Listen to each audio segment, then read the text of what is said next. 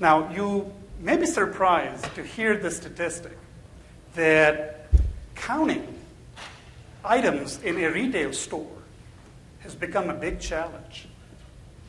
The stats coming from a lot of studies is that very few retailers can ensure that they can have an inventory count accuracy of more than 65, 70%.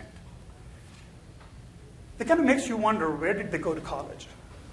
When I started this project, I visited a lot of retailers, and I wanted to make sure that none of them were Auburn grads. I'm happy to report, okay, let's move on. Now, it is an interesting question to understand how come counting items in a retail store becomes so difficult. Well, I'm sure the last time you were in a large retail store in town, you have seen people pick items off the shelf, put it in their carts, and a few aisles later, take it out and decide we're not going to buy this, and put it where? The next shelf. I've been guilty of that, so if this is being recorded, please edit that. But imagine in a large retail store, an item not in the shelf in its designated place is almost as if it's not in the store. It's beyond just the customer angle of having errors in inventory counts. There are some structural operational issues with the store processes.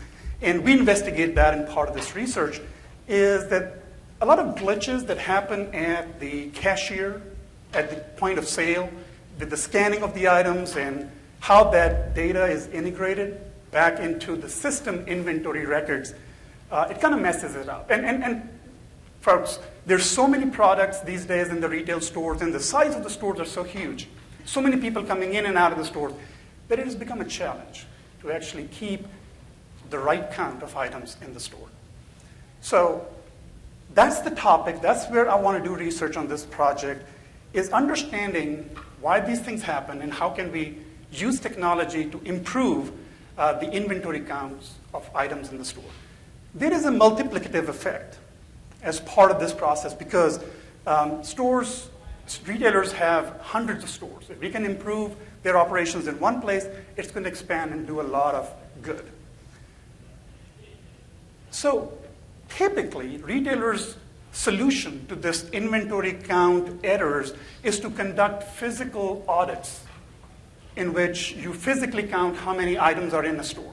As you can imagine, this is a very laborious and very expensive process, so stores will typically do this twice or maybe 4 times a year. In between this 3 to 6 month window, the counts start to degrade and the process just goes down, and product availability that determines sales, it becomes an issue. But retailers have no way of figuring out how to fix this, and they just use it as part of running the business.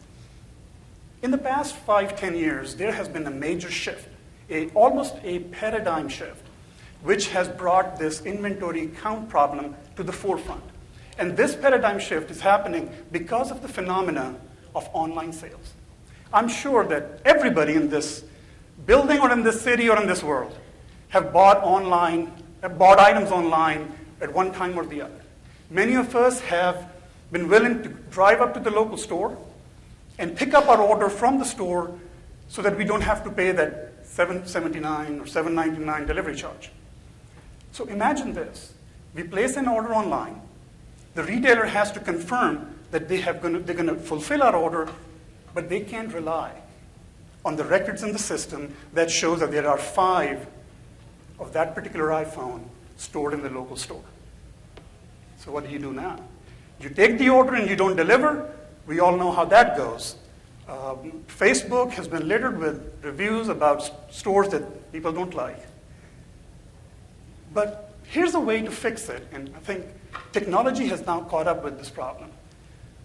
Retailers have started using very small chips and embed them into the package of the product. That chip can be detected by a radio frequency transmitter, which can be held in a hand, and a store associate can walk through the aisles to collect the information about what's here and what's not here. This technology, known as the RFID technology, has been very successful, and a lot of companies have started to integrate it.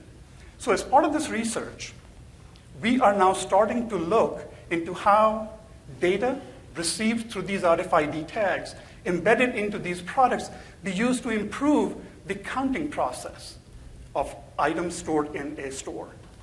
We have built a system dynamics model that incorporates different business processes in a store.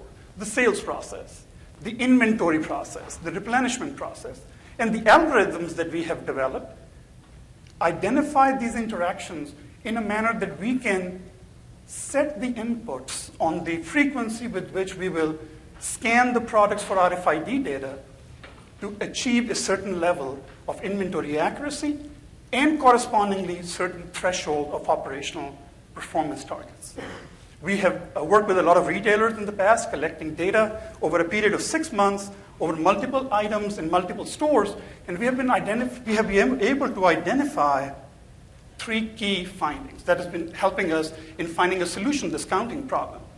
The first key finding